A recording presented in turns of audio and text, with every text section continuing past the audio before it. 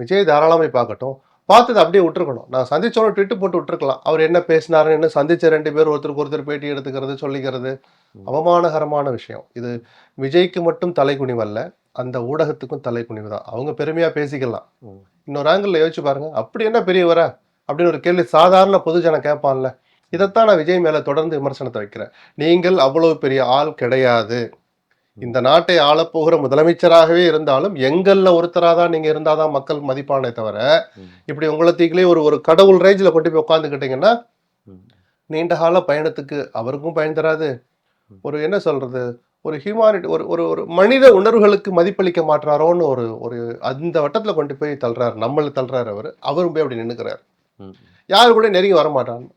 நீங்க இவ்வளவு நான் சொன்னேன் இல்லையா, புது கட்சி, புது தேர்தல், முதல் தேர்தல், இது எப்படி அற்புதமா அந்த தளத்தை போய் பயன்படுத்திட்டு இருக்கணும். அவங்க கட்சி சார்பா போனாங்க இருக்கலாம். ஒரு தலைவர் போனா அவரை பத்தி பல பேர் தெரிஞ்சுக்கிறதுக்கு ஒரு வாய்ப்பு இருந்திருக்கும்ல. நம்மளை பத்தி, மற்ற தலைவரை பத்தி அவரு தெரிஞ்சிட்டு இருக்கலாம்ல. இதெல்லாம் ஏன் அவர் தவற விடுறாரு எனக்கு புரியல.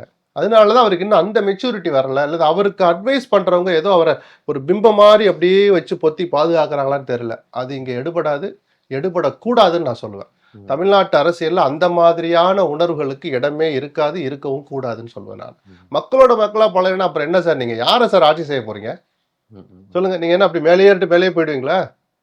என்ன சார் அக்கிரமமா இல்லையா? அது குறைஞ்சபட்சம் ஒரு என்ன சொல்றது, ஒரு தலைமை பண்பு, மனித பண்புன்னு நான் அந்த வார்த்தையை ஏன் சொல்றேன்னா, உணர்வுகளை மதிக்க கத்துக்கோங்க சார். நான் வரமாட்டேன் எப்படிச்சுங்க, இதை வீடியோ எடுக்காதீங்க, ஆனா வெளியே போய் சொல்லி இதை ப்ரொமோட் பண்ணுங்க. எவ்வளவு பெரிய சேட்டை அது. அப்ப பணம் கொடுத்தா நீங்க என்ன வேணாலும் பண்ணலாமா? அதனாலதான் ஊடகத்துக்கும் தலைகுனிவு. அந்த NDTVக்கும் இது தலைகுனிவு தான். அவங்க பெருமையா பேசிக்கிட்டு எத்தனை லட்சம் வியூஸ் வேணா பார்த்துருக்கட்டும். தலைகுனிவான வெட்கக்கேடான செயல் அது. விஜய் இன்னொரு முறை தன்னுடைய இம்மெச்சூரிட்டியை நிரூபிச்சிருக்கிறார், காண்பித்திருக்கிறார்.